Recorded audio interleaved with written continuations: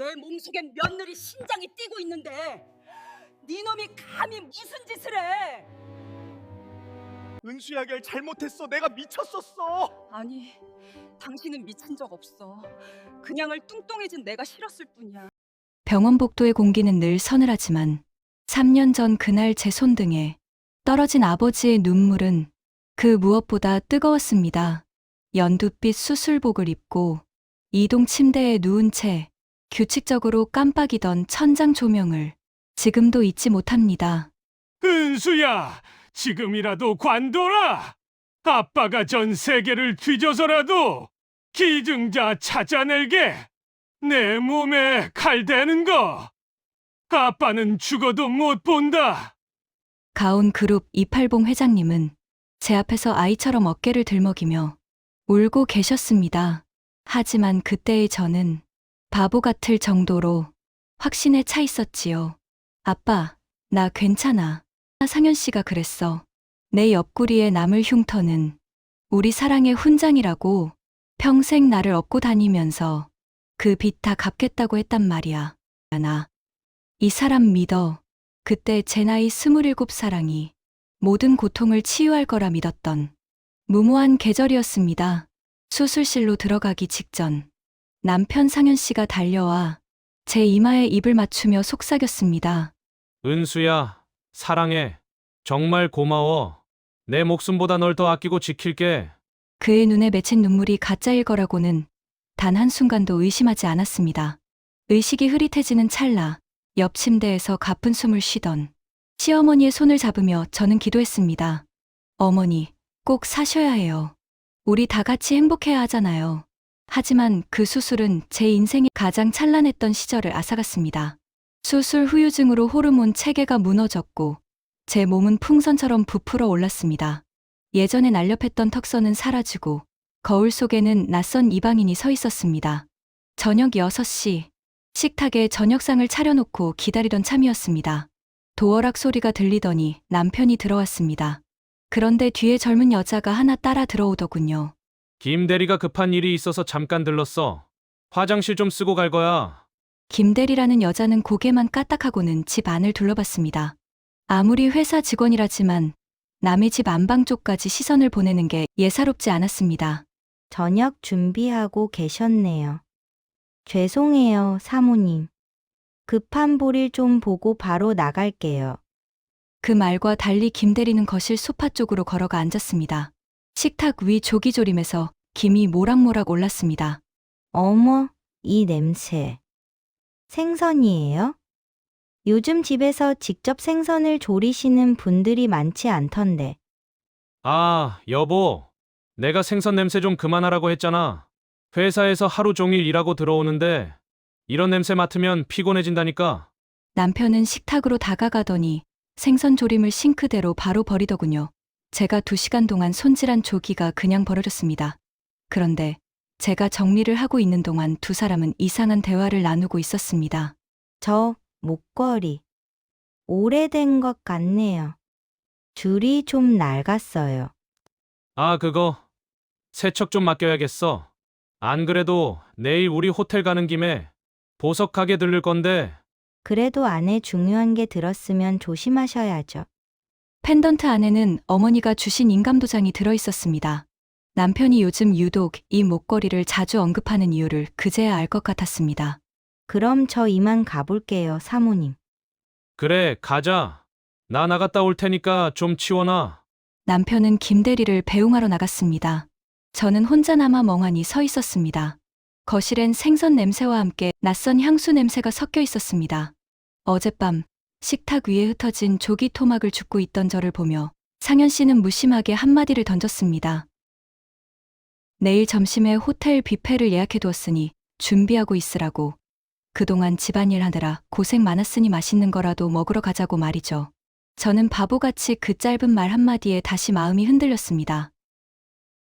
어쩌면 그 사람도 속으로는 미안해하고 있는 게 아닐까.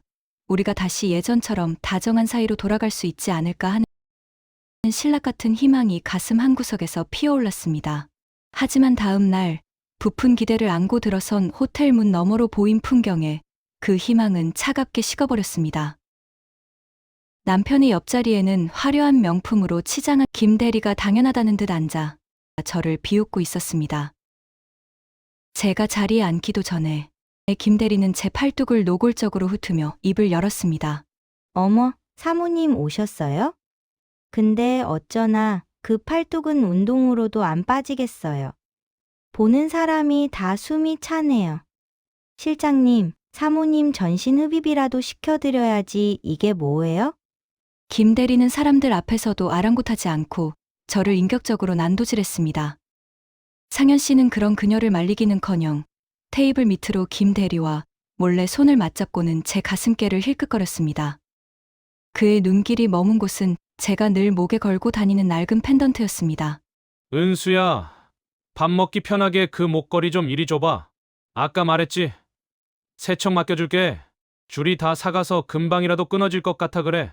다정함을 가장한 남편의 목소리가 소름 끼치도록 차갑게 들렸습니다. 세척을 핑계로 제 마지막 보루인 인감을 앗아가려는 그 검은 속내를 알고 있었지만 저는 떨리는 손으로 펜던트를 풀어 그에게 건넸습니다. 남편은 기다렸다는 듯 펜던트를 챙기더니 옆에 앉은 김 대리와 눈을 맞추며 비릿한 미소를 지었습니다. 두 사람은 마치 제가 이 자리에 없는 사람인 양 제 눈앞에서 서로의 접시에 음식을 덜어주며 다정하게 속삭였습니다. 김 대리는 남편의 입가에 묻은 소스를 티슈로 닦아주며 저를 향해 승리자의 미소를 날렸고 남편은 그런 김 대리의 손등을 가볍게 토닥였습니다. 그들의 거침없는 애정 행각에 가슴이 갈기갈기 찢어지는 것 같았습니다. 식사를 마친 후 남편은 호텔 정문 앞에 차를 세우더니 저를 향해 차갑게 말했습니다. 은수야, 넌 여기서 내려서 택시 타고 가라. 김 대리는 집이 머니까 내가 데려다주고 갈게. 쏟아지는 비 사이로 저를 내팽개치고 김 대리를 조수석에 태운 채 멀어지는 차 뒷모습을 보며 저는 한참을 그 자리에 서 있었습니다. 차가운 빗줄기가 온몸을 적셨지만 배신감으로 타오르는 가슴은 식을 줄 몰랐습니다. 젖은 몸을 이끌고 겨우 집에 도착했을 때 현관 앞에는 시어머니께서 굳은 표정으로 서 계셨습니다. 비에 젖어 떨고 있는 제 어깨를 보자마자 어머니의 눈시울이 붉어졌습니다. 얘야, 너 또 그놈들한테 당하고 온 거냐? 어머니, 남편이 이제는 저를 사람 취급도 안 해요. 어떻게 저한테 이럴 수가 있어요. 어머니는 말없이 제 옆구리에 남은 수술 흉터를 쓰다듬으셨습니다. 거칠어진 손마디에서 전해지는 온기에 참았던 서름이 다시 터져 나왔습니다. 어머니는 아주 낮은 하지만 단호한 목소리로 속삭이셨습니다. 안다. 나도 저 방에서 그놈이 그 여자랑 전화하며 히덕거리는 꼴 다 봤어. 은수야, 언제까지 바보처럼 당하고만 살 거냐? 내가 준 신장으로 숨쉬고 사는 이 CM이 가슴에 대못 박는 짓 그만해라. 어머니는 제 손을 펴시더니 낡은 주머니에서 300원짜리 알사탕 하나를 꺼내 꽉 쥐어주셨습니다. 은수야, 이 사탕이 입안에서 다 녹을 때까지만 참아라. 그리고 저놈이 내 재산 다 가로채려고 인감 훔쳐가는 바로 그 순간, 그때 친정아버지를 불러라. 알았냐? 저는 어머니의 품에 안겨 평생 울지 못한 울음을 다 쏟아내듯 소리내어 울었습니다. 남편은 저를 배신하고 버렸지만 제 목숨을 나누어 준 어머니는 저를 다시 일으켜 세우고 계셨습니다. 저는 입안의 사탕을 바드득 깨물었습니다. 달콤한 설탕 조각들이 입안에 퍼지는 동안 가슴 속에는 서늘한 투지가 차올랐습니다. 상현 씨, 당신이 나를 어디까지 무너뜨리는지 끝까지 지켜봐 줄게요. 하지만 당신이 인감을 손에 쥐고 승리의 미소를 짓는 바로 그 순간 당신은 깨닫게 될 거예요. 당신이 건드린 존재가 얼마나 무서운 폭풍이었는지 말이에요. 입안에서 굴리던 300원짜리 알사탕이 날카로운 조각으로 깨지며 완전히 녹아 없어졌습니다. 그 씁쓸한 뒷맛을 삼키며 저는 거울 앞에 섰습니다. 부어오른 얼굴, 푸석한 피부, 그리고 헐렁한 티셔츠 사이로 보이는 수술 흉터. 스타일리스트들은 제 몸을 훑어보며 난감한 기색을 숨기지 못했습니다. 손님, 이 체형에는 준비된 샘플들이 맞지 않아서요. 최대한 체형을 가리는 쪽으로 수선해서 입으셔야 할 것 같습니다. 전문가의 냉정한 평가에 가슴 한구석이 아릿했습니다. 최고급 드레스조차 제 비대한 몸 위에서는 버거워 보였습니다. 하지만 저는 그들의 시선을 무시한 채 짙은 메이크업으로 창백한 얼굴을 덮었습니다. 지금 제가 입는 것은 옷이 아니라 저들을 속이고 무너뜨리기 위한 가면이었으니까요. 청담동의 한 명품관. 상현 씨와 김 대리는 제 인감을 훔쳐 빼돌린 돈으로 마치 제 돈인 양 쇼핑을 즐기고 있었습니다. 제가 매장에 들어서자 매니저는 제 몸집을 보고 노골적으로 얼굴을 찌푸리며 다가왔습니다. 손님, 여기는 고가의 물건이 많아 구경만 하시는 건 곤란합니다. 사이즈도 맞는 게 없으실 텐데 다른 매장으로 가보시죠. 매니저의 무례한 말에 주변 손님들의 시선이 따갑게 박혔습니다. 그때 쇼핑백을 한가득 든 상현 씨가 저를 발견하고 질색하며 다가왔습니다. 너 미쳤어? 여기가 어디라고 이런 몰골로 기어 나와? 창피하게 정말 당장 안 나가? 옆에 있던 김 대리는 입을 가리고 낄낄거리며 남편의 팔에 매달렸습니다. 사모님 정말 대단하시네요. 여기까지 오실 용기는 어디서 나셨대? 직원분, 여기 관리 좀 하세요. 물 흐려서 쇼핑할 기분 다 망치겠네. 저는 그들의 모욕적인 언사를 듣지 못한 사람처럼 그저 매장에 진열된 마네킹을 보듯 무심하게 그들을 지나쳤습니다. 대꾸할 가치조차 없다는 듯한 제 태도에 상현 씨는 오히려 더 당황한 기색이었습니다. 저는 품 안에서 아버지가 준비해준 VIP 블랙카드를 꺼내 매니저에게 건넸습니다. 여기서부터 저기까지 저희 시어머니께 어울릴 만한 것들로 전부 결제해 주세요.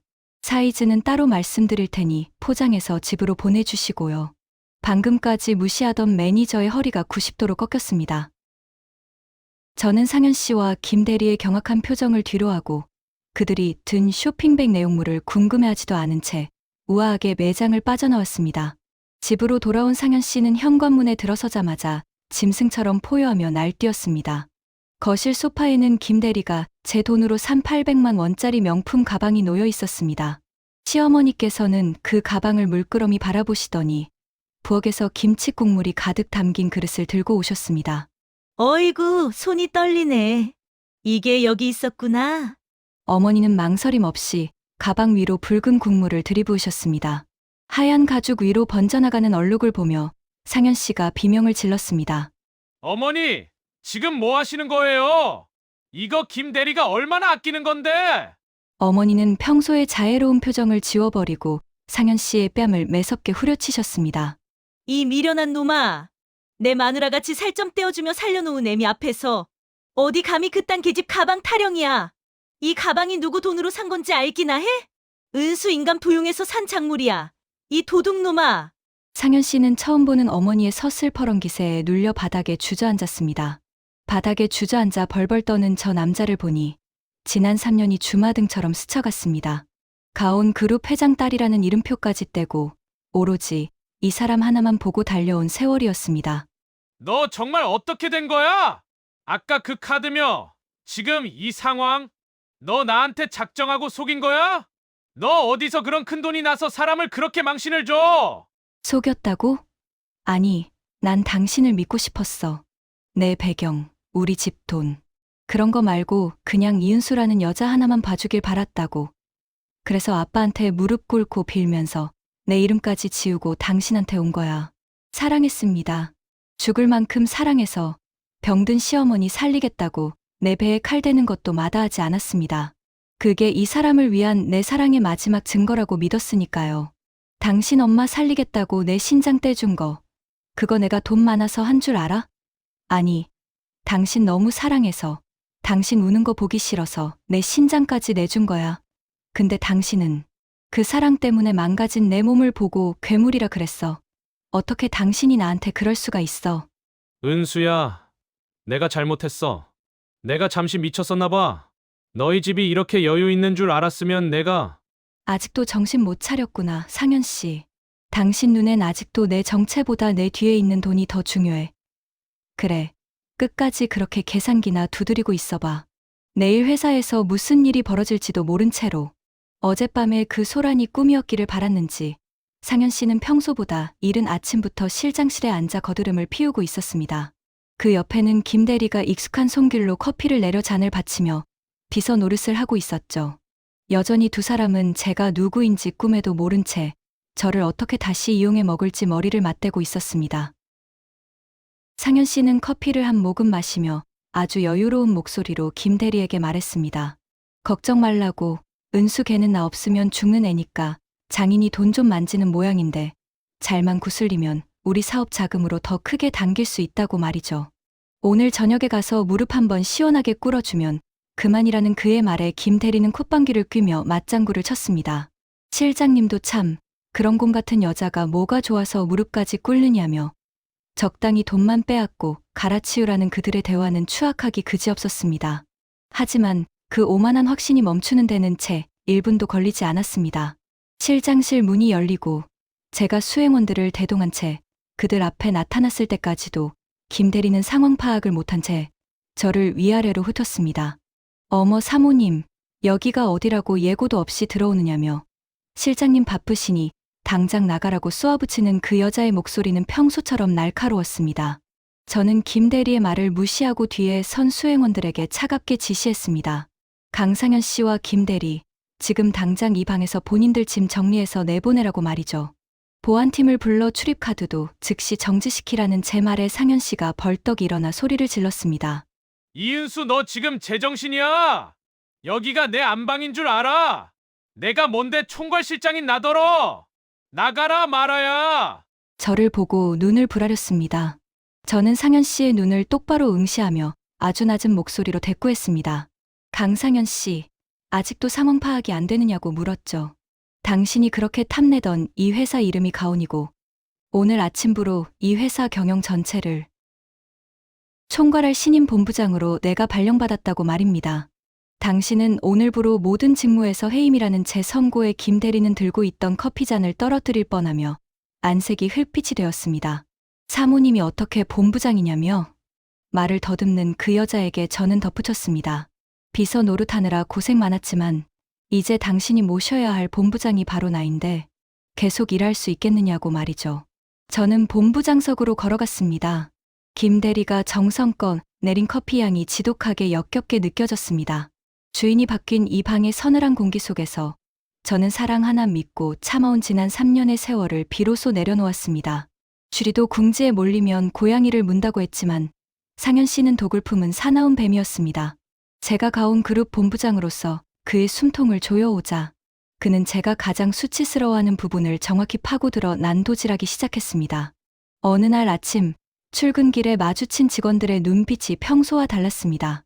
묘한 조롱과 더러운 호기심이 뒤섞인 불쾌한 시선들.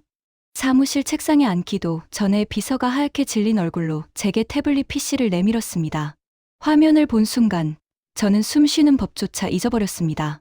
3년 전 신장 수술 직후의 제 모습이었습니다. 호르몬 수치가 엉망이 되어 얼굴은 보름달처럼 붓고 눈은 살 속에 파묻혀 초점을 잃은 채 병원 침대에 널브러져 있던 그 치욕스러운 순간들. 가온의 황태녀, 실체는 거동조차 힘든 중증 환자. 한 글자 한 글자가 날카로운 비수가 되어 제 심장을 긁어냈습니다. 그때 문이 거칠게 열리며 상현 씨가 들어왔습니다. 당황한 기색도 없이 오히려 승리자라도 된 양 비열한 웃음을 흘리며 말입니다. 어때, 이은수? 네, 그 화려한 드레스 속에 감춰진 흉측한 실체가 전 국민 앞에 까발려지니까 기분이 어때? 사람들은 이제 너만 보면 그 퉁퉁 부은 짐승 같은 몰골만 떠올리게 될 거야. 넌 영원히 그 사진 속의 괴물일 뿐이라고. 상현 씨, 이 사진들. 당신이 직접 찍은 거지? 당신이 날 사랑한다며 병실에서 내 손 잡아주던 그 순간에도 당신은 뒤에서 카메라를 들고 이런 순간을 즐기고 있었던 거야? 제 물음에 상현은 비릿하게 웃으며 대답했습니다. 계획은 무슨, 그냥 너무 기괴해서 찍어둔 거야. 사람 몰골이 어떻게 저렇게까지 망가질 수 있나 싶어서. 근데 이게 이렇게 요긴하게 쓰일 줄은 몰랐네. 이런 건강 상태로 가온 그룹의 경영을 맡겠다는 게 세상에 알려지면 주주들이 참 좋아하시겠어. 회사 로비는 기자들로 인산인해를 이루었습니다. 제가 나타나자마자 카메라 플래시가 터졌고 건강 이상설을 빌미로 한 날카로운 질문들이 쏟아졌습니다. 본부장님, 유포된 사진을 보면 정상적인 사회생활조차 힘들어 보이는데 현재 건강 상태에 대해 한 말씀 해주시죠. 중증 질환을 앓고 계신 게 아니냐는 의혹이 있습니다. 그런 몸 상태로 수천 명의 생계가 달린 기업 경영을 책임질 수 있다고 보십니까? 저는 대답하지 못한 채 도망치듯 집으로 돌아왔습니다. 하지만 그곳조차 안식처는 아니었습니다. 이미 인터넷상에는 제 과거 사진들이 시한부설, 경영 부적합 같은 자극적인 제목과 함께 떠돌고 있었고, 상현 씨는 이를 빌미로 이혼 서류와 함께 경영권 포기 각서를 들이밀었습니다. 은수야, 좋게 말할 때 도장 찍어. 너 이 몰골로 세상 사람들 앞에 서서 경영하겠다고 고집 피우면 가온그룹 주가는 폭락할 거야. 내가 내 마지막 자존심이라도 지켜주려는 거야. 이 서류만 넘기면 저 사진들 다 내려줄게. 남편의 목소리는 얼음처럼 차가웠습니다. 저는 그가 던진 서류 뭉치를 멍하니 바라보며 무너져 내렸습니다. 제가 사랑했던 남자는 처음부터 없었습니다. 제 헌신도, 제 고통도 그에게는 그저 이용 가치가 있는 도구일 뿐이었습니다. 거실 바닥에 주저앉아 떨고 있을 때 시어머니께서 제 곁으로 다가와 젖은 제 손을 꼭 잡으셨습니다. 어머니는 아무 말 없이 제 손바닥에 300원짜리 알사탕 하나를 올려주셨습니다. 은수야, 내 걱정은 마라. 내 몸속엔 내 심장이 뛰고 있어서 나는 하나도 안 무섭다. 저놈이 아무리 지저대도 너는 가온의 사자야. 사자는 쥐새끼가 짖는다고 뒤돌아보지 않는 법이야. 어머니는 제 옆구리에 수술 흉터를 부드럽게 쓰다듬으며 낮은 목소리로 말씀하셨습니다. 당당해져라. 내 딸아, 내 흉터는 부끄러운 게 아니라 내가 얼마나 따뜻한 사람인지 보여주는 훈장이다. 저 사진 속 내 모습은 세상에서 가장 아름다운 희생의 얼굴이야. 그걸 부끄러워하지 마라. 어머니의 따뜻한 눈빛을 마주하며 저는 소리 죽여 울었습니다. 이 몸은 게을러서 찐 살도, 무능해서 얻은 질병도 아니었습니다. 누군가의 생명을 살리기 위해 제 삶을 내던진 숭고한 흔적이었고, 그 희생을 어머니가 인정해준 훈장이었습니다. 저는 떨리는 손으로 사탕 껍질을 벗겨 입안에 넣었습니다. 달콤하면서도 쌉싸름한 향이 온몸으로 퍼져나갔습니다. 저는 자리에서 일어났습니다. 거울 속에 비친 제 모습은 여전히 사진 속 모습과 크게 다르지 않았지만 제 눈빛만큼은 더 이상 흔들리지 않았습니다. 저는 휴대폰을 꺼내 아버지께 메시지를 보냈습니다. 아버지, 저예요. 내일 기자회견 준비해 주세요. 제가 직접 단상에 설 거예요. 제 건강이 어떤지, 제 흉터가 무엇을 의미하는지 세상에 직접 말할 겁니다. 전송 버튼을 누르는 제 손끝은 더 이상 떨리지 않았습니다. 상현 씨, 당신이 폭로한 그 사진들이 이제는 제 가장 강력한 무기가 될 거예요. 당신이 조롱하던 그 고통의 흔적이 당신을 나락으로 떨어뜨릴 정의의 칼날이 될 거니까요. 가온 그룹 본사 대강당. 창립 기념일에 화려한 막이 올랐지만 행사장 뒤편 어두운 구석에는 어울리지 않는 인물 하나가 서성이고 있었습니다. 이미 실장직에서 해임된 상현 씨였습니다. 그는 그저 해고 대상자일 뿐이었지만 이팔봉 회장을 직접 만나 한 번만 살려달라고 빌기 위해 보안 요원들의 눈을 피해 몰래 잠입한 것이었습니다. 상현 씨는 행사장 중앙 본부장석에 당당히 앉아있는 저를 멀리서 보며 이를 갈았습니다. 한때 자신이 무시하던 뚱뚱한 아내가 이제는 가온 그룹의 실세인 본부장이 되어 자신의 목줄을 쥐고 있다는 사실이 믿기지 않았죠. 단상에 오른 아버지는 평소에 인자한 모습이 아니었습니다. 축사 대신 옆에 선 제 손을 꼭 잡으신 아버지의 눈에는 묵직한 분노와 미안함이 서려 있었습니다.